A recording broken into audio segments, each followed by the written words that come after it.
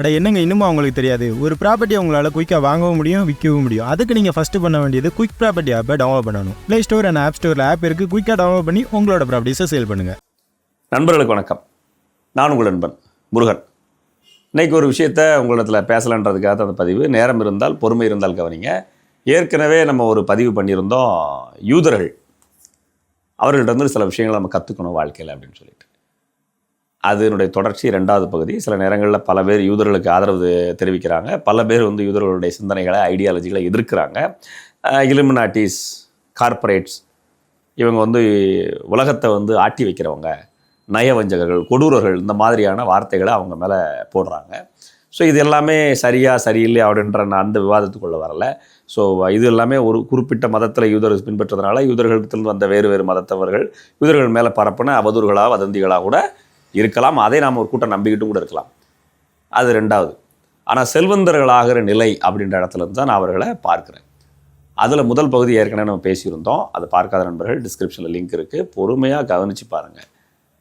இப்போ நம்ம அதில் அவர்களிடத்தில் பிடிச்ச பழக்கங்களில் 2வது விஷயத்தை பேச நினைக்கிறேன். ஏன் நம்ம யூதர்களை பற்றி பேசணும் அப்படின்னா, நம்ம எல்லா மொழி குடும்பங்களை பற்றி நம்ம கொஞ்சம் கொஞ்சமாக தேடணும், யோசிக்கணும்.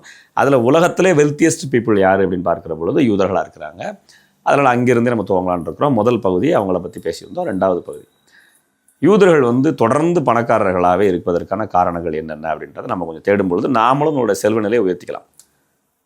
அதில் பணக்காரர்களாக அவர்கள் தக்க வச்சுக்கிறதுக்கு காரணம் என்ன அப்படின்றதுக்கு முன்னாடி யூதர்கள் மேலே பல வன்முறைகள், ரத்தம், அவங்களுடைய வரலாறு முழுக்க ரத்தம் தான்.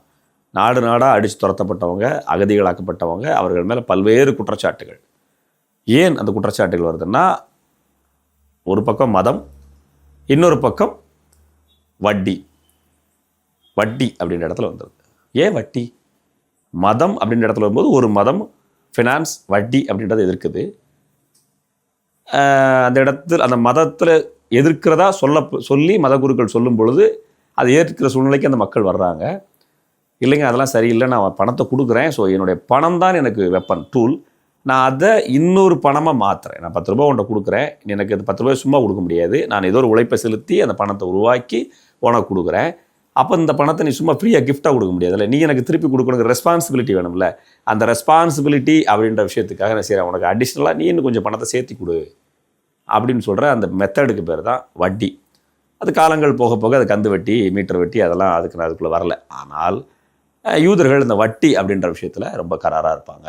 அப்படின்றத காட்டிலும் வட்டி தொழிலை உலகத்துக்கு அறிமுகப்படுத்தியவங்க கூட இதுவரைக்கும் கிடைச்ச வரலாற்று தரவு அடிப்படையில் உலகத்தில் எல்லாரும் அதை சொல்கிறாங்க.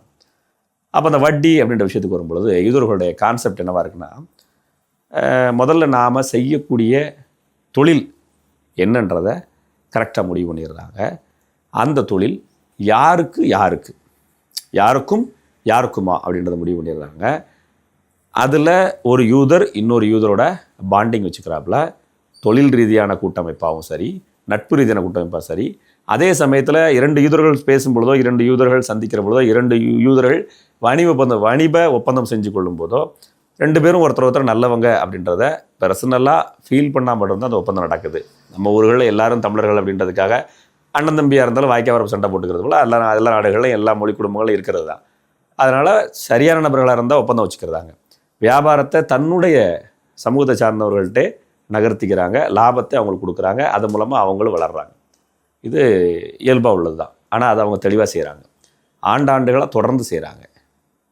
அடுத்தாக்கில் இந்த வட்டி அப்படின்ற இடத்துக்கு வரும்பொழுது தான் கொடுக்குற பணத்துக்கு கரெக்டான டைமில் வட்டி வருமானு பார்க்குறாங்க. அதே டைமில் அவங்கள்ட்ட ஒரு சின்ன குறுக்கு புத்தி, அதாவது பணம் வச்சுருக்கிற எப்போதுமே வட்டி அப்படின்னு இறங்குற பொழுது இந்த பணத்தை மல்டிப்ளை, சும்மா வந்துட்டு அதாவது ஒரு பணத்தை 1+1 அப்படின்றது போல் 1+1 2+2 போட்டிருக்கு போல் 10x10 டைம்ஸ் மல்டிப்ளைஸ் பண்ணும்போது இன்னும் மடங்கு கூடிக்கிட்டே போகணும், பல மடங்கு பெருகணும் அப்படின்ற விஷயத்தில் தான் அவங்க கவனம் செலுத்துவாங்க.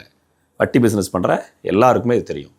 நீங்களே பொதுவாக ஒரு பணத்தை வட்டி கொடுக்குறப்ப என்ன செய்வீங்க, இந்த பணம் இன்னும் 10 வருஷத்தில் 5 வருஷத்தில் அப்படி நம்ம கணக்கு போடுறதுல பொதுவாகவே 3 மாதத்தில் எவ்வளவு, 6 மாதத்தில் எவ்வளவு அப்படி தான் கணக்கு போடும். ஷார்ட் டைம் தான் யோசிப்போம். ஆனால் யூதர்களுடைய சிந்தனை என்னவாக இருக்கும்னா, இந்த பணம் 10 ஆண்டுகளில் என்னவாக இருக்கணும், இந்த பணம் அடுத்த 5 ஆண்டுகளில் என்னவாக இருக்கணும், 10 ஆண்டுகளில் நான் கொடுக்குற இந்த பணம் இப்படி வளர்ந்து 10 ஆண்டுகளில் இப்படி ஒரு அமைப்பை கட்டமைக்கணும். இவ்வளவு கோடிக்கணக்கான அல்லது இவ்வளவு டாலர் மதிப்பிலான, இவ்வளவு பில்லியன் மதிப்பிலான அப்படின்ற இடத்துக்கு அவங்களோட சிந்தனை நகர்த்துறாங்க. நம்முடைய பொதுவான சிந்தனை என்ன இருக்கும்? ஷார்ட் டைமில் இன்றைக்கி வெட்டி கொடுத்தோம் நாளை காலையில், நாளை கொடுத்தோம் நாளான்னைக்கு காலையில். அவங்க அதை பண்ணுறதில்ல. லாங் டைம் ஒரு கோல் வந்து நினைக்கிறாங்க, லாங் டைமை ஃபிக்ஸ் பண்ணுறாங்க. அந்த கோலை நோக்கி என்ன செய்கிறாங்க? மெதுவாக ட்ராவல் பண்ணுறாங்க. அதாவது என்ன செய்கிறாங்க? மெதுவாக நடக்கிறேன், அதுக்காக நான் இலக்கிலேருந்து பின்வாங்கலை, நான் பின்னோக்கி நடக்கலை, நான் மெதுவாக என்னுடைய பாதையில் நடந்து போயிட்டே இருக்கிறேன், இலக்கு நோக்கி போயிட்டே இருக்கிறேன். இதில் யூதர்கள் தெளிவாக இருக்கிறாங்க. இது எப்படிப்பா உன்னால் உறுதி சொல்ல முடியும் அப்படின்னு கேட்டிங்கன்னா, இன்றைக்கி யூதர்கள் கைவசம் இருக்கக்கூடிய வங்கி எதுங்கிறத நீங்கள் தேடுங்க. நான் ஒரு பேங்க்கோட பேரை சொல்லி அப்புறம் அந்த பேங்க்கை நீங்கள் அப்படிலாம் இல்லை, நீங்கள் பொதுவாக தேட ஆரம்பிங்க. பணம் குறித்த தகவல் தேடும்போது நீங்கள் சில விஷயங்கள் தேட ஆரம்பிக்கணும். அந்த பேங்க்ஸில் வட்டி கம்மியாக இருக்கும். மற்ற சமூகத்து பண்ணக்கூடியவங்களோட வட்டி கம்பேர் பண்ணுங்கள், வித்தியாசம் இருக்கும். அப்போ அந்த வட்டியை நான் என்ன செய்கிறேன்? உனக்கு நான் கம்மியாக கொடுத்துட்றேன், நீ என்கிட்ட வாங்கி நீ எவன்டானா வட்டி கொடுத்துக்கோ, எவ்வளோ சம்பாரிச்சிக்கோ, ஆனால் எனக்கு ஆன் டைமில் இந்த குறைஞ்ச வட்டினாலும் கரெக்டாக கொடுத்துரு. இது அவங்களோட பாலிசி. இந்த பெஸ்ட் பாலிசியாக இருக்குல்ல. நான் வந்து இப்போ இன்றைக்கி சமூகத்தில் இன்னைக்கு இருக்க சூழ்நிலைக்கு ₹1,00,000 இன்றைக்கி 5,000 ரூபாய் அப்படின்ற வட்டி சாதாரண வட்டி ஆயிடுச்சு. ₹1,00,000 5,000 ரூபாய், 5%, 5% சொல்லக்கூடாது, ₹5 வட்டிம்பாங்க, ₹5 வட்டின்னு சொல்லுவாங்க மாதத்துக்கு. இது சாதாரண வட்டி ஆகிப்போச்சு. இப்போ நான் உங்கள்கிட்ட நான் ₹1,00,000 தர்றேன், ₹1,00,000 எனக்கு நீங்கள் ₹1,000 கொடுத்தா போதுங்க, பேங்க் வட்டியை கொடுத்தா போதுங்கன்னு சொன்னால் நீங்கள் என்ன நினைப்பீங்க? உங்களுக்கு தாட் என்னவாக இருக்கும்? என்கிட்ட வட்டிக்கு வாங்கி இன்னொருத்தர் கொடுத்துடலாம். ₹1,00,000 அவர்கிட்ட வாங்கிட்டோம், அவருக்கு நம்ம ₹1,000 தான் கொடுக்க போகிறோம், ஆனால் நம்ம வெளியே ₹5,000 ₹6,000 கொடுக்க போகிறோம். அப்போ நமக்கு அதில் ஒரு டிரான்சாக்ஷனில் ஒரு ₹4,000 ஃப்ரீயாக கிடைக்குது. சரி, இவர்கிட்ட ஒரு 5 லட்சம் வாங்கிறதா அப்படின்னா இவ்வளோ ஆச்சு. ஸோ இந்த கால்குலேட் பண்ணிட்டீங்க. அப்புறம் மாதம் முழுக்க எந்த வேலைக்கும் போக வேண்டியதில்லை. இதான் நம்மளோட தாட்டாக இருக்கும். இதை நாம் செய்கிறோம். ஆனால் யூதருடைய கான்செப்ட் என்னவாக இருக்குன்னா, எனக்கெல்லாம் அதிக வட்டி வேண்டாம், நான் குறைஞ்ச வட்டிக்கு தர்றேன், அதை கான்ஸ்டண்ட்டாக கொடுக்குறேன், ஆனால் கான்ஸ்டண்ட்டாக எனக்கு கரெக்டான வட்டி திருப்பி அந்த ரிட்டர்ன்ஸ் பணத்தை கரெக்டாக கொடுக்கக்கூடிய ஆள்கிட்ட கொடுக்குறேன், அதை தொடர்ந்து வாங்குகிறேன், அந்த பணத்தை மறுபடியும் ஒரு இடத்துல வட்டி கொடுக்குறேன், அதை முதலீடாக ஆக்குறேன். இது தெளிவாக இருக்கிறாங்க. இதில் அவங்க இதுவரைக்கும் எந்த இடத்துலையும் மாறலை அப்படின்றது தான் உண்மை. அப்போ யூதர்கள் எல்லா இடத்துலையும் போருக்கு காரணமாக இருக்காங்களாப்பா? எல்லா இடத்துலையும் போருக்கு அவங்கள தான் குற்றம் சொல்கிறாங்க அப்படின்னா, அது வரலாறு முழுக்க அவங்க வாங்கின அடி, வரலாறு முழுக்க அவங்க நாடுகளிலிருந்து வெளிநாடுகளுக்கு துரத்தப்பட்டது, வரலாறு முழுக்க அவங்க ஒரு மதத்தை பின்பற்றுறாங்க, அந்த மதங்களிலிருந்து பிரிந்து வந்த பிற மதங்கள் மதச்சண்டையாக மாறுது, அது இனக்கலவரமாக மாறுது, ஒரு மதத்துலேருந்து இன்னொரு மதத்துக்கு போயிட்டால் ஏன் ஆளுன்றாங்க. மதச்சண்டை தான் அந்த பிரச்சனைக்கு காரணம்.